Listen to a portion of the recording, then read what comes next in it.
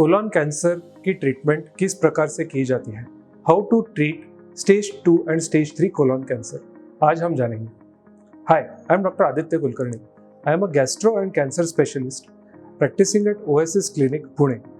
मेरा area of interest है पेट में होने वाले कैंसर और उसकी लैप्रोस्कोपिक और रोबोटिक सर्जरीज।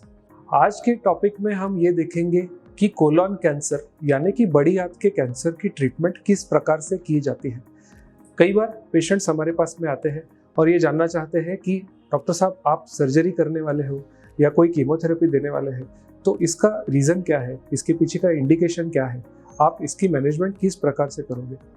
तो इसका आंसर देने से पहले हमें ये जानना ज़रूरी है कि ये कैंसर कौन से ग्रेड का है, यानी कितना एग्रेसिव है, और दूसरा ये कौन सी स्टेज में है, यानी कि ये कहाँ तक फैला हुआ है और इसका एक्सटेंट कितना है, कि ये सिर्फ कोलोन में है। अगर कोलोन में है तो सिर्फ अंदरूनी लेयर में है या फिर ये बाहर के लेयर तक स्प्रेड हो चुका है। अगर ये किसी और ऑर्गन में गया है या फिर कोलोन के आसपास की किसी ग्रंथि में यानी कि लिम्फ नोड में ये पहुंच चुका है। ये सारी चीज़ों को जानना और इसके बारे में इंफॉर्मेशन लेना बहुत ज़रूरी है कोई भी ट्रीटमेंट प्लान बनाने से पहले।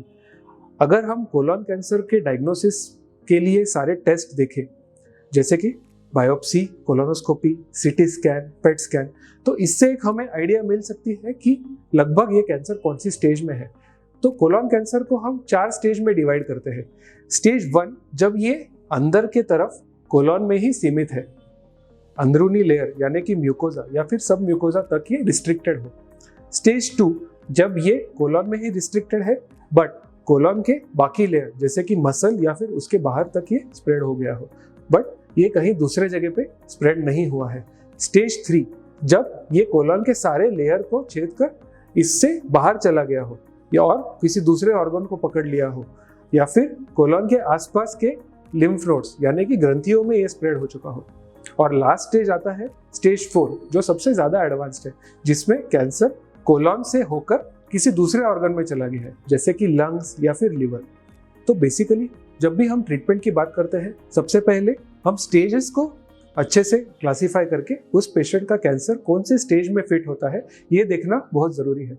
तो स्टेज 1 का जो कैंसर होता है वो काफ़ी अर्ली स्टेज में डायग्नोस होता है। कई बार स्टेज 1 के कैंसर को एंडोस्कोपिक ट्रीटमेंट यानी कि एंडोस्कोपिक थेरेपी, जिसका मतलब है कि कोलोनोस्कोप के थ्रू ही हम क्लियर कर सकते हैं, या उसकी ट्रीटमेंट हम बिना किसी सर्जरी के थ्रू द एंडोस्कोपी या थ्रू द कोलोनोस्कोपी ही कर सकते हैं।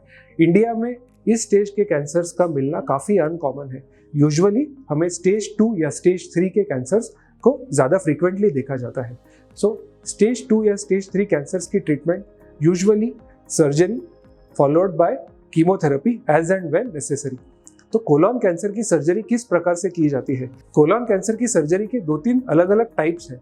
बेसिकली आपका जो कोलोन कैंसर है वो कोलोन के किस पार्ट में सिचुएटेड है, इसके ऊपर इसकी सर्जिकल ट्रीटमेंट बेस्ड होती है। अगर कोलोन के राइट साइड में ट्यूमर है तो सर्जरी जो होती है इसे हम कहते हैं राइट हेमिकोलेक्टोमी या फिर पार्शियल कोलेक्टोमी, जिसमें हम कोलोन का राइट साइड का हिस्सा और उसके सारे फीडिंग ब्लड वेसल्स और उन ब्लड वेसल्स के अलोंग जो ग्रंथियां होती है या जो लिम्फ नोड्स होते हैं उसका रिमूवल करते हैं। जब ये ट्यूमर लेफ्ट साइड में सिचुएटेड होता है तब उस प्रोसीजर को कहा जाता है लेफ्ट हेमिकोलेक्टोमी, जिसमें left half of the intestine को निकाला जाता है। अगर ये सिग्मोइड कोलोन यानी कि जो लास्ट पार्ट है कोलोन का उसमें सिचुएटेड है तब हम इसे सिग्मोइड कोलेक्टोमी के नाम से जानते हैं। और अगर कई बार हम ऐसा देखते हैं कि पेशेंट को एक ट्यूमर ना होके there are multiple tumours along the colon, तो उस सिचुएशन में पूरे लार्ज इंटेस्टिन को निकालना भी जरूरी हो सकता है।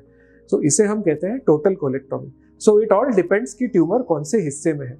जब भी कोलोन कैंसर के लिए हम सर्जरी करते हैं तो उस सर्जरी के कुछ प्रिंसिपल्स होते हैं और ऐसी सर्जरीज को प्रॉपरली ट्रेन्ड और क्वालिफाइड पर्सन ने ही करना चाहिए। सो जब भी हम कोलोन कैंसर के लिए सर्जरी कर रहे हैं, सो ये बात जानना बहुत ज़रूरी है कि कैंसर के लिए की जाने वाली सर्जरी ये नॉर्मल सर्जरी से काफ़ी एस्पेक्ट्स में डिफरेंट होती है।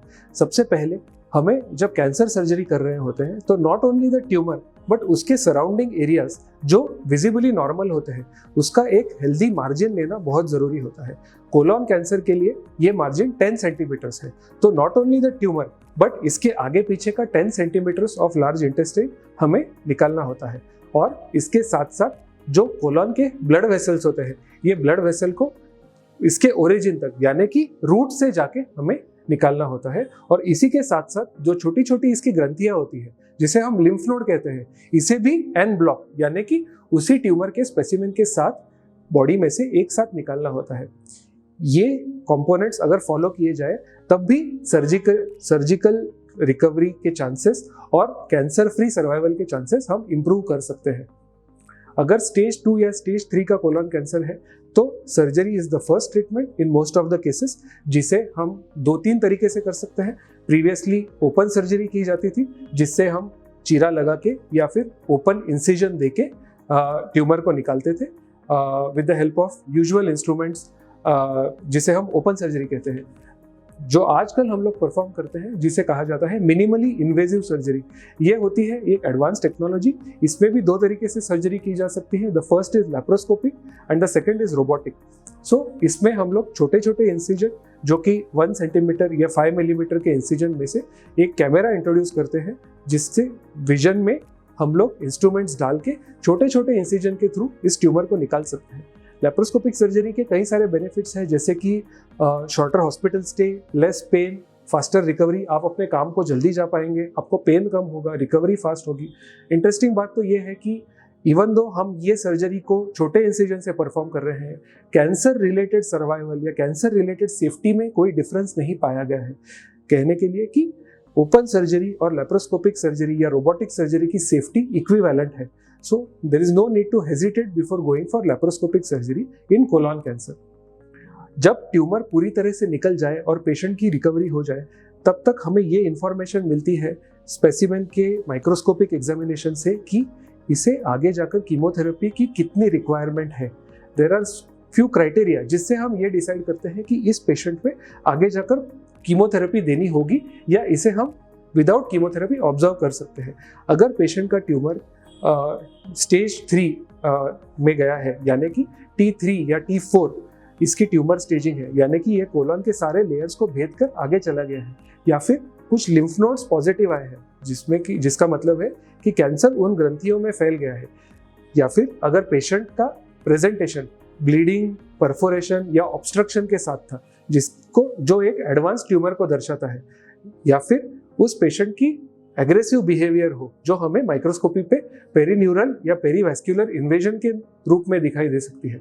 तो ये कुछ क्राइटेरिया है जिससे डॉक्टर्स ये डिसाइड करेंगे कि आपके पेशेंट को कीमोथेरेपी की रिक्वायरमेंट है, अगर है तो कौन सी कीमोथेरेपी देनी होगी और ये कितने टाइम तक या कितने साइकिल्स में इसको देना पड़ेगा।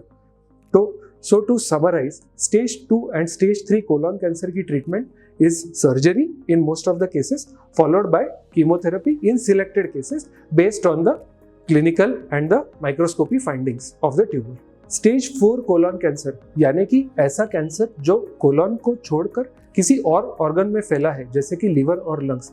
इसकी ट्रीटमेंट काफ़ी कॉम्प्लेक्स होती है और ये कई बार पेशेंट टू पेशेंट इंडिविजुअलाइज यानी कि स्पेशलाइज बेसिस पे करनी पड़ती है।